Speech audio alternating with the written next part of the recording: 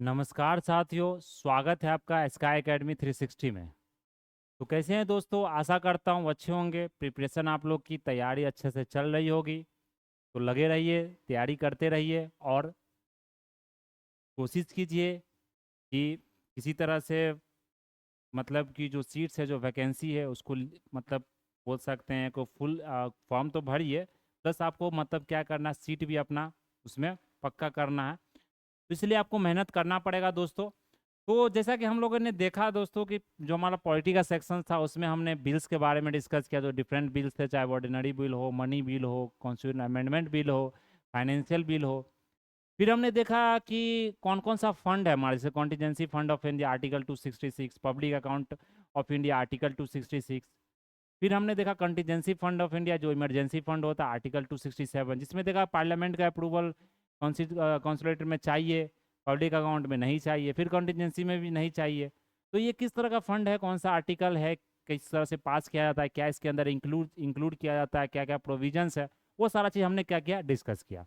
आज के इस क्लास में दोस्तों हम क्या करेंगे, यहाँ पर राज्यसभा का जो बॉडी है, लोकसभा का जो बॉडी है, उसके बारे में देखेंगे क्या क्या दोनों में सिमिलरिटी और डिसिमिलरिटी है, मतलब क्या क्या भेद है। बोल सकते हैं कि क्या क्या समान भी है और भेद भी, मतलब क्या क्या आपको डिफरेंसेस भी मिल सकता है, क्या क्या सिमिलरिटी मिल सकता है। तो सबसे पहले अगर बात करें यहाँ पर दोस्तों कि राज्यसभा का पोजीशन क्या होता है, कि जब इस तरह से हम तीन पोजीशंस को यहाँ देख सकते हैं जो इसमें दिया गया है, कि जहाँ पर राज्यसभा इक्वल हो सकता है लोकसभा का, राज्यसभा आपको अनइक्वल हो सकता है लोकसभा का, और राज्यसभा के पास एक स्पेशल पावर हो सकता है जो कि लोकसभा के पास नहीं होगा। मतलब किसी केस में आपको क्या हो सकता है, राज्यसभा का पावर लोकसभा से ज्यादा भी हो सकता है, कम भी हो सकता है और इक्वल भी हो सकता है। पावर में यही हो सकता है, या तो बराबर होगा, नहीं तो ज्यादा होगा, नहीं तो कम होगा। तो किस चीज में क्या ज्यादा है, क्या कम है, क्या बराबर है, वो सारा चीज हम लोग यहाँ पर देखेंगे। सबसे पहले अगर देखें जो इक्वल स्टेटस है, जो हमारा इक्वल स्टेटस है राज्यसभा से लोकसभा का दोनों का, उसमें क्या है, यहाँ पर ऑर्डिनरी बिल्स में देखें दोनों के पास सेम पावर होता है, दोनों में पारित किया जा सकता है, पास किया जा सकता है, इंट्रोड्यूस किया जा सकता है। अगर पास एक भी बॉडी से नहीं हुआ तो बिल आपको क्या होगा, खत्म हो जाएगा, वाइड हो जाएगा, नल हो जाएगा। तो उसमें क्या होता है, ज्वाइंट सीटिंग का भी प्रावधान है, तो वो चीज़ आपको ध्यान रखना। कॉन्स्टिट्यूशनल अमेंडमेंट बिल में भी आपको सेम पावर दिया गया राज्यसभा लोकसभा का। फाइनेंशियल बिल जो टाइप 2 है दोस्तों, टाइप 1 नहीं, टाइप 2 है, उसमें आपको यहाँ पर सेम आपको पावर दिया गया। इलेक्शन और इम्पीचमेंट ऑफ जो प्रेसिडेंट का जो इलेक्शन होता है, इम्पीचमेंट होता है, आप जानते हैं कि इलेक्टोरल जो कॉलेज होता है उसमें राज्यसभा लोकसभा के पास सेम पावर होता है। इम्पीचमेंट में भी राज्यसभा लोकसभा के पास आपको क्या होता है, सेम पावर होता है। फिर अगर याद है कि election and removal of vice president, फिर वाइस प्रेसिडेंट का इलेक्शन और रिमूवल में भी क्या होता है, आपको सेम पावर होता है। लेकिन एक एक्सेप्शन है कि Rajya Sabha can alone initiate removal, क्योंकि वो एक्स ऑफिसियो वाइस चेयरमैन होते हैं, तो राज्यसभा के पास ही पावर होता है कि वो इनिशिएट कर सकता है अपने मतलब राज्यसभा में कि प्रेसिडेंट वाइस प्रेसिडेंट को हमें क्या करना है, इम्पीच करना है, हटाना है। फिर अगर यहाँ पर देखें approval of ordinances issued by the president, जो प्रेसिडेंट के जो ऑर्डिनेंस इश्यू किया जाता है उसमें भी राज्यसभा लोकसभा का दोनों का मतलब क्या होता है, इसमें पावर होता है same. Approval for emergency, emergency भी हो गया, आप जानते हैं इमरजेंसी हमने पढ़ा था, financial emergency, national emergency, state emergency, इसमें आर्टिकल 3 352 356 और 360। उसमें क्या पढ़ा था हमने कि मतलब कि प्रेसिडेंट के पास क्या होता है, किसी में 2 महीना का समय दिया जाता है, दोनों बॉडी को आपको पास करवाना है। जो किसी में 1 महीना दिया जाता है, तो हमने वहाँ पर डिस्कस कर लिया था। तो ये चीज आपको ध्यान रखना है। और क्या क्या इसमें सिमिलरिटीज होता है, मतलब एक समान पावर दिया जाता है, ये चीज हमने देख लिया। अब क्या होता है जिसमें कि लोकसभा को पावर राज्यसभा से ज्यादा होता है, मतलब अनइक्वल स्टेटस की बात कर रहे हैं। तो बराबर की बात की हमने, अब कम की बात कर रहे हैं, इसमें राज्यसभा का पावर कम होता है। तो जैसे मनी बिल की सबसे पहले बात करेंगे। मनी बिल आप जानते हैं कि लोकसभा में इंट्रोड्यूस किया जाता है, राज्यसभा के पास कोई पावर नहीं होता है कि रिजेक्ट कर सकती है, अमेंड कर सकती है, रिकमेंडेशन दे सकती है। लोकसभा का मेंबर को मंजूर है, मेंबर को कि हाँ चलो हम तुम्हारा रिकमेंडेशन मानते हैं, तो वो मान लेगी, नहीं तो फिर नहीं मानेगी। फाइनेंशियल बिल जो टाइप 1 है वो भी आपको लोकसभा में इंट्रोड्यूस किया जाता है। फाइनेंशियल बिल टाइप 2 हमने देखा, उसमें लोकसभा राज्यसभा का सेम पावर होता है। स्पीकर की बात करें तो वो ज्वाइंट सीटिंग का जो डिसाइडिंग किया जाता है, संबंध तो प्रेसिडेंट के द्वारा किया जाता है ऑर्डिनरी बिल में, लेकिन ज्वाइंट सीटिंग का जो डिसाइड किया जाता है वो स्पीकर द्वारा किया जाता है। लोकसभा का स्पीकर वो नहीं है तो डिप्टी स्पीकर, वो नहीं तो डिप्टी चेयरमैन।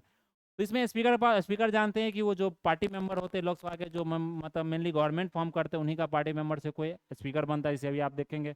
जो ऑनरेबल हमारे ओम बिरला सर हैं।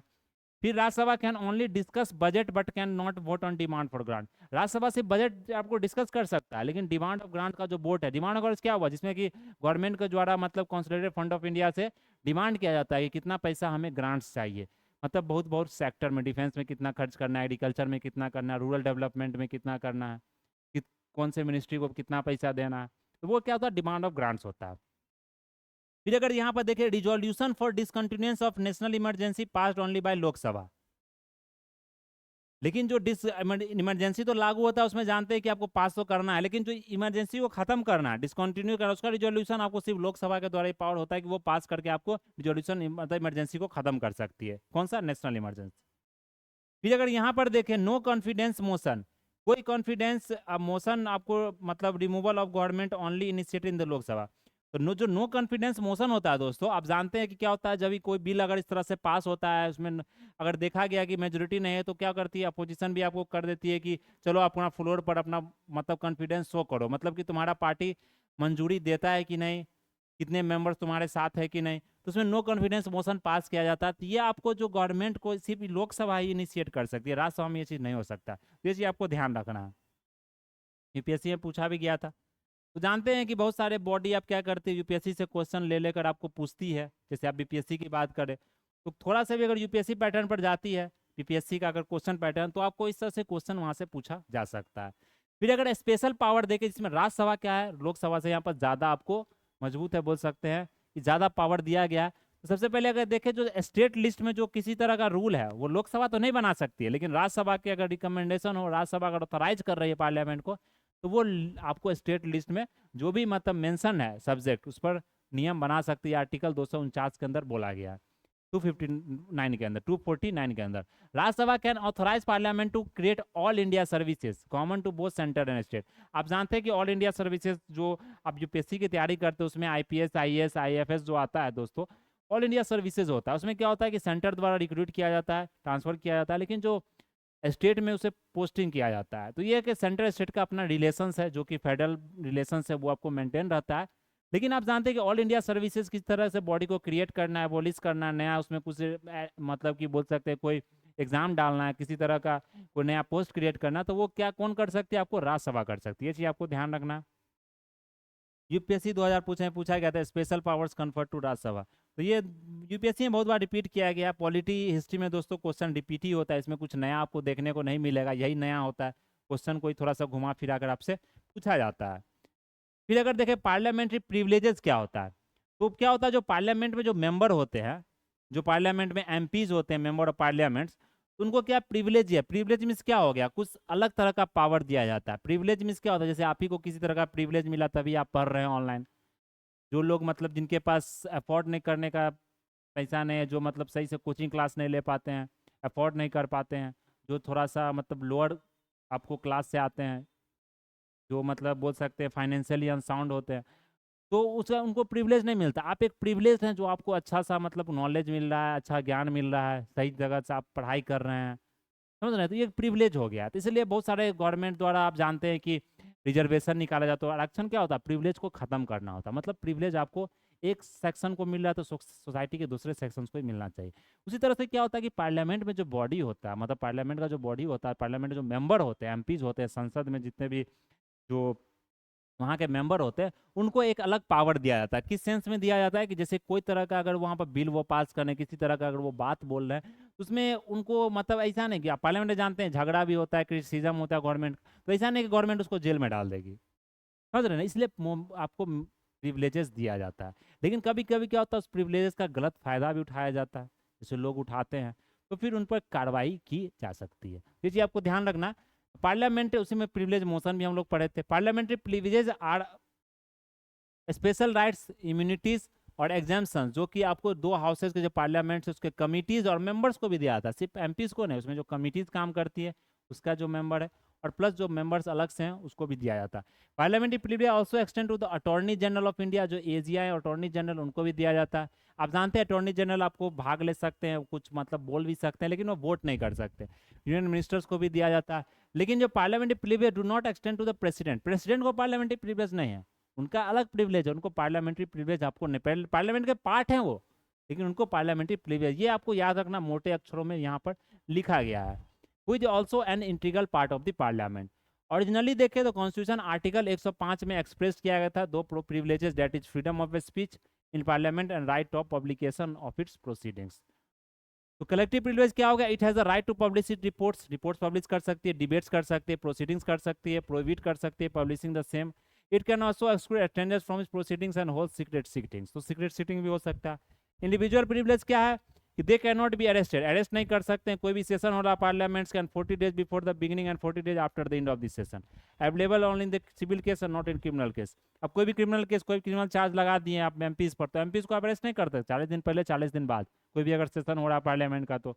लेकिन आपको अगर सिविल केसेज है उसमें आप अरेस्ट तो बोल सकते हैं, कर नहीं सकते, लेकिन आप क्या कर सकते हैं, समन भेज सकते हैं, किसी तरह का आप बोल सकते हैं यहाँ पर फाइन आप भेज सकते हैं, जो कि आपको प्रेसिडेंट भी देखने को मिलेगा। ये चीज आपको ध्यान रखना है यहाँ पर। फिर अगर देख ले जो हमारा क्या था, दो तरह का प्रिविलेज था ना, जो कलेक्टिव ऑफ इंडिविजुअल, तो कलेक्टिव में और क्या चीज है, it can make rules to regulate its own affairs, अपना मतलब अफेयर्स को रेगुलेट करने के लिए अपना क्या कर सकते हैं यहाँ पर प्रोसीजर को, अपना नियम कानून बना सकते हैं, पनिश भी कर सकते हैं कोई मेंबर्स को, आउटसाइडर्स को जो प्रिविलेज को ब्रीच करता है। राइट टू रिसीव होता है immediate information of arrest detention के, अगर प्रेजेंट करे किसी मेंबर को, आप एमपी को आप अरेस्ट करवा रहे हैं तो उसको मतलब राइट होता है कि वो उसका मतलब कि रीजन को समझे कि हमको हमारे इसके पीछे का क्या रीजन है जो हमको अरेस्ट किया जा रहा है। The courts are prohibited to inquire, courts भी क्या करती हैं, प्रोहिबिट करती है inquire into the proceedings, courts का भी पावर नहीं होता कि पार्लियामेंट के बाद को अगर वो देखे तो उसको मतलब वो कोर्ट्स में आपको डिस्कस करे या किसी तरह का कोर्ट उस पर कार्रवाई करे।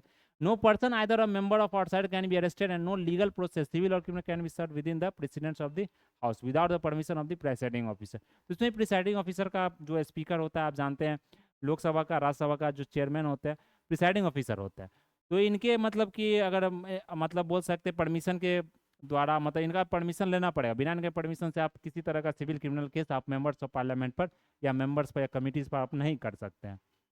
इंडिविजुअल में क्या था, फ्रीडम होता है स्पीच का पार्लियामेंट में, no member is liable to any proceedings any count for court for any thing said और any vote given by him parliament, तो किसी तरह का वोट दिए, कोई थी बोल दिए, किसी तरह का गाली दे दिए, ये सब चीज़ नहीं लग सकता है। बहुत सारे पार्लियामेंट्री वर्ड्स अनपार्लियामेंट्री वर्ड्स भी बोल दिया जाता है, लेकिन आप देखेंगे किसी तरह का क्या होता है, सस्पेंड किए कर दिया जाता है, या बोल सकते हैं बहुत एक बुक निकाला भी गया कि इस तरह का अनपार्लियामेंट्री वर्ड्स आपको नहीं बोलना है, नहीं यूज करना है, लेकिन फिर भी देखते हैं एमपी द्वारा बोल, लेकिन उनको आप देखेंगे ये निकाल नहीं दिया जाता पार्टी से, तो ये चीज़ ध्यान रखना।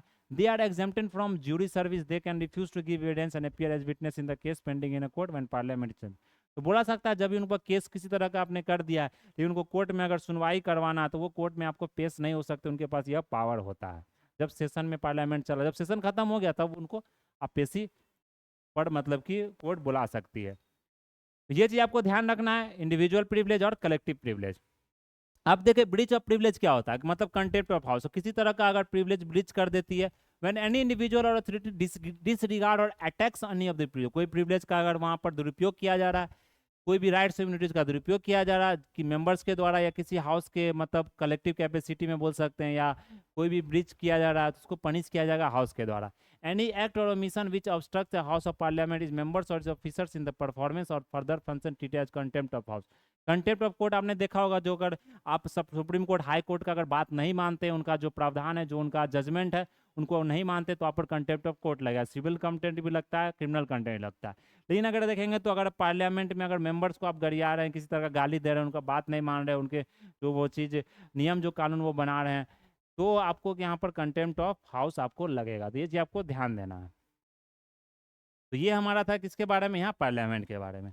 अब दोस्तों नेक्स्ट टॉपिक क्या है, ये भी बहुत इंपॉर्टेंट है, स्टेट लेजिस्लेचर, जिसमें हम लोग क्या पढ़ेंगे, स्टेट के बारे में पढ़ेंगे, स्टेट का अपना जो लेजिस्लेटिव असेंबली है, स्टेट का अपना जो लेजिस्लेटिव काउंसिल है, क्या फॉर्मेशन है, कितने मेंबर्स होते हैं, इनको नियुक्त किया जाता है, वो सारा चीज़ हम लोग यहाँ पर डिस्कस करेंगे। तो सबसे पहले अगर बात कर ले पार्लियामेंट पार्ट 5 में पढ़ते हैं, तो हम पार्ट 6 में क्या पढ़ते हैं, स्टेट पढ़ते हैं, स्टेट लेजिस्लेचर के बारे में। देखें तो आर्टिकल 168 से 212, 168 टू 212, 168 से 212 तक का जो अनुच्छेद है, उसके अंदर हम स्टेट के बारे में यहाँ पर डिस्कस करते हैं, स्टेट लेजिस्लेचर के बारे में।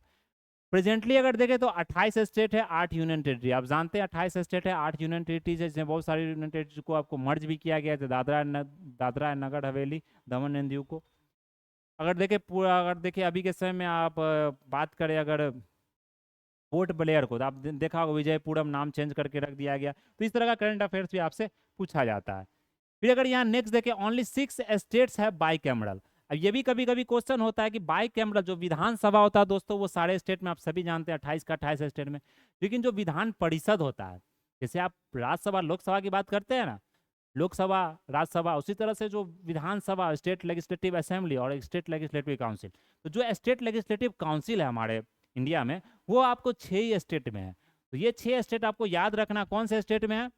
आंध्र प्रदेश में है, तेलंगाना में है, कर्नाटका में है, महाराष्ट्र, यूपी और बिहार में है। आप देखेंगे न्यूज़ में बहुत ज़्यादा रहता है कि स्टेट लेजिस्लेटिव काउंसिल को लेकर वेस्ट बंगाल गवर्नमेंट आपको हरदम मतलब कि पार्लियामेंट में बोलती है, पार्लियामेंट के द्वारा ये मतलब बताया भी जाता है, उनके बोला भी जाता है कि हमें स्टेट लेजिस्लेटिव काउंसिल बनाने दिया जाए। लेकिन आप जानते हैं पार्लियामेंट में तो सिंपल मेजोरिटी से पास हो जाता है, लेकिन जो स्टेट लेजिस्लेटिव असेंबली है उसको आपको स्पेशल मेजोरिटी से पास करना पड़ता है। तो पार्लियामेंट के ऊपर पावर होता है कि वो एबॉलिश करे या उसको बॉडी को आपको बनाए। फिर आर्टिकल 169 की अगर बात करें, the constitution provides for the abolition और creation of legislative council in the states. Constitution के पास ये पावर होता है, इस legislative assembly of the concern state pass resolution to that effect. हमने बात किया, such a specific resolution must be passed by the state assembly by special majority. ये चीज ध्यान रखना, स्टेट के द्वारा special majority, that is total membership of the house, majority of total membership of the assembly and the majority of the not less than 2/3 of the members present and voting. लेकिन जो मतलब लोकसभा में राज्यसभा पास किया जाता है, जो मतलब पार्लियामेंट में, उसमें क्या होता है, वहां पर आपको सिंपल मेजोरिटी से पास होता है, लेकिन स्टेट में स्पेशल मेजोरिटी आपको चाहिए। फिर अगर नेक्स्ट देखें यहाँ पर लेजिस्लेटिव असेंबली और लेजिस्लेटिव काउंसिल कंपोजिशन क्या है उसका, तो दोस्तों ये महत्वपूर्ण आपको विषय, महत्वपूर्ण टॉपिक, इंपॉर्टेंट है, आपको याद करना है। तो ध्यान से इस चीज को देखें, ध्यान से पढ़े, इसमें कोई इफ एंड बट, किंतु परंतु की बात नहीं है। जो लिखा गया है वो आपको याद करना है, किसी भी तरह से एग्जाम में यह पूछा जाएगा। एग्जाम में आप कम समय में, जो अभी सबसे नज़दीक आपका एग्जाम है, आप जानते हैं बीपीएससी का 71वीं है, वो किसी तरह से पास कीजिए, प्लस आपको मेंस लिखना है, इसी पर ज़्यादा फोकस कीजिए। तो आपको 90+, 95+ स्कोर करना पड़ेगा। कंपटीशन है, कट थ्रोट कंपटीशन है। अगर देखें यहाँ 2 हाउसेस, तो कंपोजिशन ऑफ 2 हाउसेस देखें, legislative assembly consist of representative जो डायरेक्टली इलेक्ट किया जाता है। जैसे हमने आप जानते हैं अभी बिहार में विधानसभा का इलेक्शन होने वाला है, तो क्या हुआ, उसी को लेजिस्लेटिव असेंबली कहते हैं। तो वहाँ पर क्या था, हम डायरेक्टली इलेक्ट करते हैं चीफ मिनिस्टर, जितने भी आप देखते हैं जो एमएलए होते हैं उनको डायरेक्ट इलेक्ट करते हैं। यूनिवर्सल एडेंट फ्रेंचाइज, जो 18 साल से ऊपर की उम्र है उनको वोट देने का अधिकार होता है। इट्स मैक्सिमम स्ट्रेंथ क्या है, 500 है। हमने देखा था ना वहाँ 545, 550 था, यहाँ 500 है। मिनिमम स्ट्रेंथ आपका 7 होना चाहिए। In case of Arunachal Pradesh, Sikkim and Goa the minimum number आपको 30 फिक्स किया, क्योंकि वो नॉर्थ ईस्टर्न स्टेट्स है, वहाँ पर ज़्यादा आपको पॉपुलेशन नहीं है, इसलिए जो अरुणाचल, गोवा, सिक्किम, ये सब छोटा छोटा स्टेट है जहाँ पर 30 किया गया, लेकिन मैक्सिमम को 500, मिनिमम 60 रखना है। उसी तरह से काउंसिल में देखे, ये इनडायरेक्टली इलेक्ट किया, जैसे हम लोग राज्यसभा में देखे इनडायरेक्टली इलेक्ट किया जाता है, उसी तरह से काउंसिल को भी, विधान परिषद को भी इनडायरेक्टली हम लोग डायरेक्ट इलेक्ट नहीं करते, इलेक्शन नहीं करते हैं। इसमें कौन कौन इलेक्शन में भाग लेते हैं वो हम लोग देखेंगे। इस इलेक्शन से भाग लेते हैं जो लेजिस्लेटिव असेंबली के मेंबर होते हैं, प्लस जो हमारे टीचर्स होते हैं जिन्होंने मतलब पास किया, आपको ग्रेजुएशन कंप्लीट किया, जो टीचर्स जो पढ़ा रहे हैं सेकेंडरी एजुकेशन, प्राइमरी एजुकेशन के स्टूडेंट्स को, स्कूल के स्टूडेंट को, प्लस जो लोकल गवर्नमेंट्स के जो बॉडी के जो मेंबर होते हैं उनके द्वारा इलेक्ट किया जाता है। तो मैक्सिमम स्ट्रेंथ क्या होता है काउंसिल का, 1/3 होना चाहिए आपका। ये इसमें याद रखना, 1/3 होना चाहिए total strength of the assembly का। अब मिनिमम स्ट्रेंथ आपका 40 होना चाहिए। देखिए 2015 में भी क्वेश्चन पूछा गया यूपीएससी में, इस तरह के क्वेश्चन आपसे एग्जाम में पूछे जाते हैं। फिर लेजिस्लेटिव असेंबली की बात करें, यहाँ पर कंपेरिजन में याद करना है, किसमें कंपेरिजन में क्या होता है, चीजें जड़ अंतर देखते हैं ना आप, हरदम क्या करते हैं, आप देखते हैं मानव समाज में देखिएगा हरदम अंतर किया जाता है, तो एक दूसरे से कंपेयर किया जाता है। अब कितना भी लोगों को समझा दे कंपेयर मत करो, लेकिन आज के समय कंपटीशन में कंपेयर ही करना पड़ता है लोगों को। हम ज़्यादा पढ़ लिए, हम कम पढ़ लिए, उसके पास ज़्यादा पैसा, हमारे पास कम पैसा, तो कंपेरिजन में लोगों को क्या होता है, ज़्यादा मजा आता है। इसलिए हर एक चीज़ को आप कंपेरिजन में पढ़िएगा तो आपको याद भी रहेगा। The governor can nominate one member from the Anglo-Indian community if the community is not adequately represented in assembly. Community को, लेकिन ये 95th अमेंडमेंट जो था ये मतलब इसमें था, लेकिन ये 104th अमेंडमेंट से हटा दिया गया है, वो आप लोग ध्यान देंगे। तो constitutional provides for the reservation of seats for schedule caste के लिए देता है, शेड्यूल ट्राइब्स के लिए देता है, इच स्टेट के जो पॉपुलेशन का रेशियो उस हिसाब से। फिर अगर लेजिस्लेटिव काउंसिल की बात करें तो कॉन्स्टिट्यूशन ने फिक्स किया maximum minimum limits. Actual strength of council is fix by parliament के द्वारा फिक्स किया जाता है। टोटल मेंबर ऑफ कितना, 1/3 यहाँ पर होना चाहिए। आप देखिए इसमें क्या होता है, किस किस बॉडी से इलेक्ट किया था मेंबर्स, वो ध्यान रखना। तो ये चीज़ याद रखना। 1/3, 1/3 क्या होता है आपको यहाँ पर रखना। 1/3 क्या हो गया यहाँ पर, जो कि लोकल बॉडीज, जो हमारे म्यूनिसपैलिटीज हो गए, डिस्ट्रिक्ट बोर्ड्स हो गए, पंचायत के मेंबर हो गए, उनके द्वारा किया जाता है। प्लस देखिए 1/12 ये किसके द्वारा किया जाता है यहाँ पर, ग्रेजुएट्स, जो 3 साल पढ़ाई करके ग्रेजुएट्स किए हैं, 3 साल से स्टेट में रह भी रहे हैं ग्रेजुएशन के बाद। जैसे आप लोग क्या क्या अगर ग्रेजुएशन आप लोग का 2020 में हो गया, तभी आप मतलब कि क्या है, एलिजिबल है कि आप वोट्स कर सकते हैं काउंसिल के लिए। 1/12 है। फिर 1/12 देखे जो टीचर्स के द्वारा, जो 3 साल से आपकी मतलब स्टेट में है और वो क्या करते हैं, सेकेंडरी एजुकेशन, प्राइमरी में नहीं है, सेकेंडरी स्कूल में आपको पढ़ा रहे हैं। 1/12 हो गया। प्लस अगर देखें तो 1/3, प्लस हमारा क्या है 1/3। 1/3 क्या है यहाँ पर, जो कि इलेक्ट हो रहे हैं members of the legislative assembly, जो लेजिस्लेटिव असेंबली विधानसभा के जो मेंबर थे उनके द्वारा यहाँ पर इलेक्ट किया जाएगा।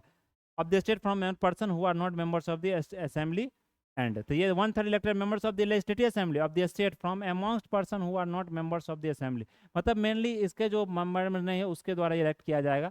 ये चीज़ आपको ध्यान रखना है। कितना है 1/3, तो हमने देख लिया 1/3, 1/12, 1/3। फिर एक और नेक्स्ट है 1/6। 1/6 है कि गवर्नर के द्वारा अपॉइंट किया, जैसे हमने देखा ना नॉमिनेटेड 12 मेंबर को किया जाता है किसमें, लेकिन इसमें तो नंबर फिक्स नहीं है, 1/3 मेंबर होता है, इसमें नंबर फिक्स नहीं है, तो उसमें 12 किया जाता है लास्ट से। इसमें क्या आता है, क्लास से। किससे किया आता है यहाँ पर, ये चीज़ आपको ध्यान रखना, क्लास। इसका फुल फॉर्म क्या है, कभी नहीं भूलेंगे आप।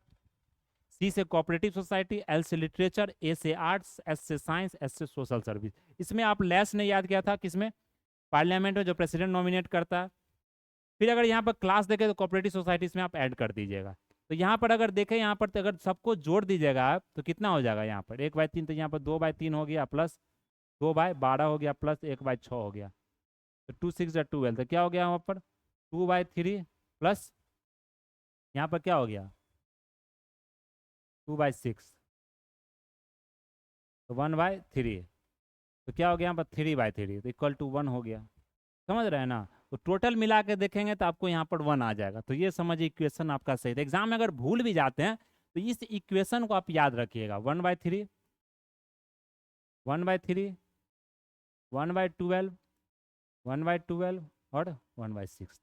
देख रहे हैं, ये किससे हो गया, लोकल बॉडी से, ये मेंबर लेजिस्लेटिव असेंबली से हो गया, ये आप गवर्नर से हो गया, ये देख ले ग्रेजुएट से, ये हो गया टीचर से। तो टीचर्स को ग्रेजुएट को कम ही दिया जाता है, बाकी सबसे ज़्यादा अगर देखेंगे तो लोकल मेंबर्स और लेजिस्लेटिव असेंबली के बारे में दिया गया। तो इस चीज़ को आप कभी नहीं भूलेंगे, समझ रहे हैं ना। तो ये क्वेश्चन आपको याद रखना है। फिर अगर नेक्स्ट हम यहाँ पर देखें, ड्यूरेशन देखें काउंसिल का, तो काउंसिल का ड्यूरेशन असेंबली का जानते हैं 5 साल का ड्यूरेशन होता है, 5 साल होता है डेट, लेकिन ये बीच में भी ऐसे आप डिजॉल्व कर सकते हैं, कोई इमरजेंसी भी लग गया तो अब डिजॉल्व तो नहीं होता लेकिन सस्पेंड हो जाता है। Governor is authorise to dissolve the assembly at any time. अगर देखा कि मतलब कंप्लीसन हो गया तो डिजॉल्व तो हो ही जाएगा, कंप्लीसन नहीं हुआ, मेजोरिटी नहीं हो रहा, जैसे आप देखते हैं बिहार में अभी 9 बार प्रेसिडेंट CM बने हैं हमारे, जो बोल सकते हैं नीतीश कुमार जी हैं। तो इस तरह से आपको डिजॉल्वेशन आपको कभी भी डिजॉल्व किया जा सकता है जब मेजोरिटी आपको नहीं है। असेंबली देखे तो एक्सटेंड किया जा सकता है, जब नेशनल इमरजेंसी है किसके 1 साल के लिए आपको एक्सटेंड किया जा सकता है for any length of time, फिर अब 6 महीना आपको मंजूरी लेना पड़ेगा, हमने डिस्कस भी किया था।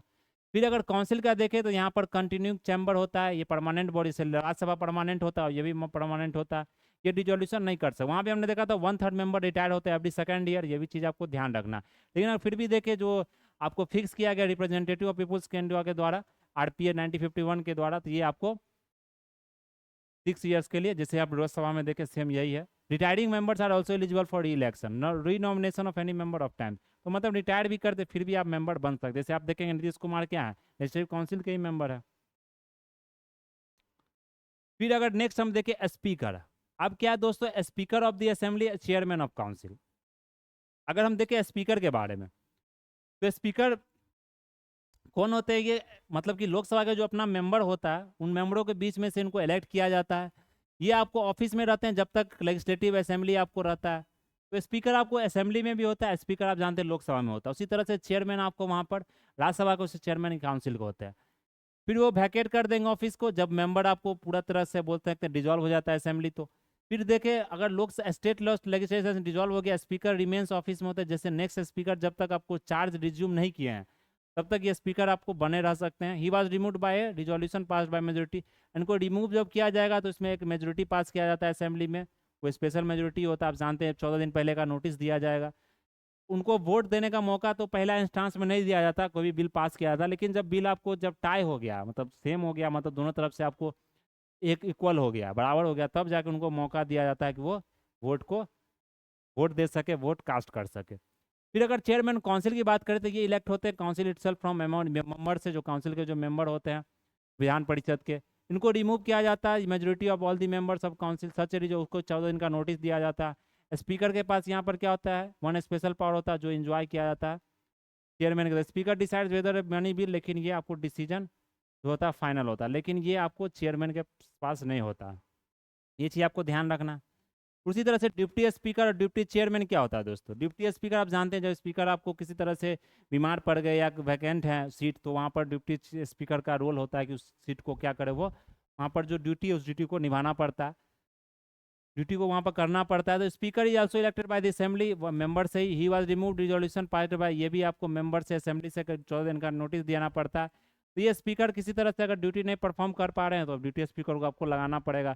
उसी तरह से ड्यूटी चेयरमैन भी काउंसिल से रिमूव होते, मतलब इलेक्ट किया था, इनको भी रिमूव किया था, मेजोरिटी आपको 14 दिन एडवांस नोटिस दिया जाता है। ये भी आपको चेयरमैन ऑफिस जब वैकेंट होता है तब ये क्या करते हैं, आपको मेनली ड्यूटी को निभाते हैं, तो ये चीज़ आपको ध्यान रखना। तो ये हमारा क्या था दोस्तों, यहाँ पर कमी जो था chairman, duty chairman state legislature के बारे में, जो कि हमने पार्ट 6 में यहाँ पर डिस्कशन किया।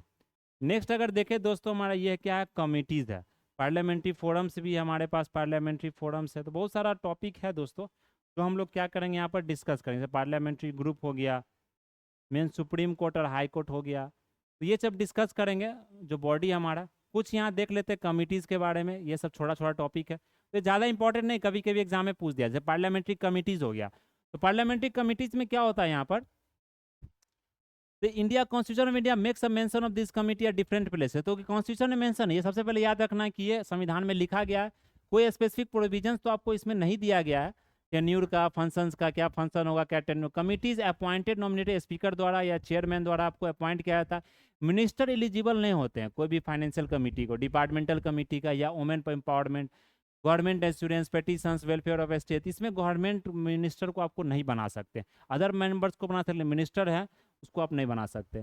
फिर उसी तरह से अगर फाइनेंशियल कमेटी की बात करें, यहाँ पर जो हमारा फाइनेंशियल कमेटी है, जैसे पब्लिक अकाउंट कमेटी हो गया, तो पब्लिक अकाउंट कमेटी क्या हो गया, यहाँ देख सकते हैं, ये आपको 1921 में सेटअप किया गया था। कब किया गया था, 1921 में, जो गवर्नमेंट ऑफ इंडिया एक्ट 1919 के थ्रू किया गया था। इसमें स्पीकर का भी हमने बात किया था, डिप्टी स्पीकर, स्पीकर का भी तो गवर्नमेंट ऑफ इंडिया 1919 के एक्ट के थ्रू ही किया गया था। 22 मेंबर इसमें होते हैं। इसमें याद हरदम रखना है कि 2:1 का मेनली रेशियो होता है ज़्यादातर बॉडी में, आप देखेंगे तो मतलब कि जो दोगुना मेंबर होता है लोकसभा का, और राज्यसभा का क्या होता है, जैसे 7 मेंबर लोकसभा का, 7 मेंबर तो 14 मेंबर आपको किसका होगा, 15 मेंबर किसका होगा, लोकसभा का। तो मतलब 2:1 का रेशियो आपको फिक्स रहता है। जैसे 15 मेंबर लोकसभा के तो 7 मेंबर राज्यसभा के हैं।